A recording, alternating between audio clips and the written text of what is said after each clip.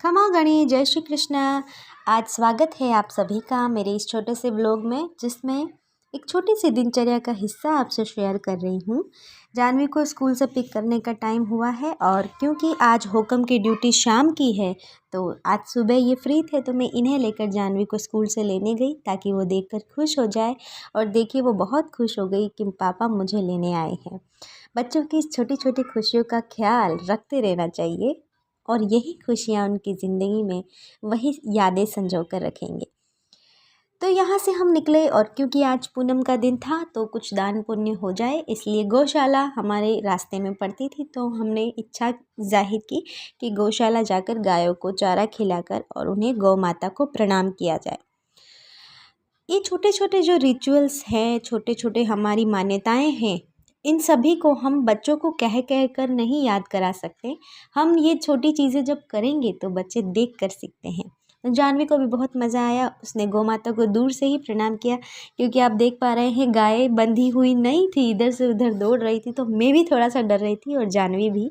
तो हमने दूर से ही गौ माता को प्रणाम किया, प्रार्थना की और जानवी के पापा ने गायों को चारा खिलाकर उनसे आशीर्वाद लिया।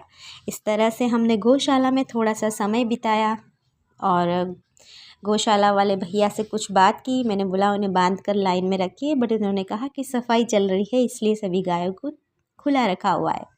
आगे हम निकले, गली के बाहर की तरफ एक चाट वाले भैया खड़े थे, ठेला वाले, तो वो रगड़ा पूरी बना रहे थे। तो हमने कुछ नया ट्राई करने के लिए गाड़ी वहाँ रोकी और जानवी और उसके पापा बहुत ही सीरियस कॉन्वर्जेशन कर रहे हैं। जानवी उनसे पूछ रही कि आप इतने बहादुर कैसे हैं कि आप गाय से डरे भी नहीं।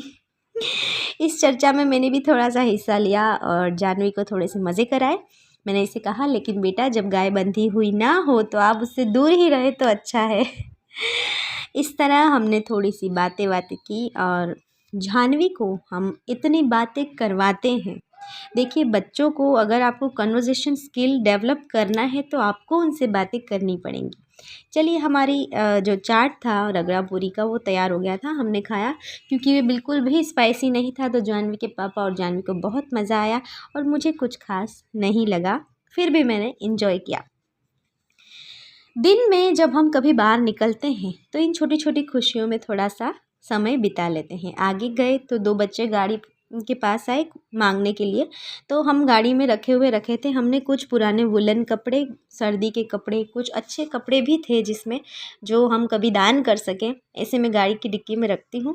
तो यू नो व्हाट, मुझे बड़ा आश्चर्य हुआ, उन बच्चों ने लेने से मना कर दिया। वो सिर्फ हमें कह रहे थे कि हम तो सिर्फ पैसे ही लेते हैं। तो इतना मुझे अजीब लगा कि भिखारी भी कितने सिलेक्टिव हो गए हैं कि उन्होंने अपनी लिस्ट बनाई है कि हम सिर्फ पैसे ही लेंगे और ना वो कोई खाने की चीज़ लेते हैं ना किसी के कपड़े लेते हैं। तो भाई इनका भी स्टैंडर्ड अब डेवलप हो गया है थोड़ा सा, इसीलिए बड़ा मुश्किल है आजकल किसी गरीब को ढूंढना दान करने के लिए। फिर आगे मैं वीडियो शूट नहीं कर पाई, लेकिन एक बहुत ही बूढ़े बा मिले थे, उनको मैंने कुछ कपड़े और कुछ पैसे दिए थे उन्हें। इस प्रकार से हमने 2-3 जगह रुक रुक कर कुछ दान किया, कुछ सामान लिया। तो काम की व्यस्तता की वजह से वीडियो शूट नहीं ले पाई। फिर हम घर की ओर आगे बढ़ चले। इस तरह का आज का दिन थोड़ा सा सुंदर बना रहा और घर जाकर मैंने अपने हुक्म की फेवरेट कढ़ी और मक्की की रोटी बनाई, जिसे खाकर वो बहुत ही खुश हो गए और उन्होंने मेरी बहुत तारीफ़ की हमेशा की तरह। और उनको हार्ट दिखाया तो जानवी को अच्छा नहीं लगा तो मैंने उसको भी थोड़ा सा प्यार कर दिया। थैंक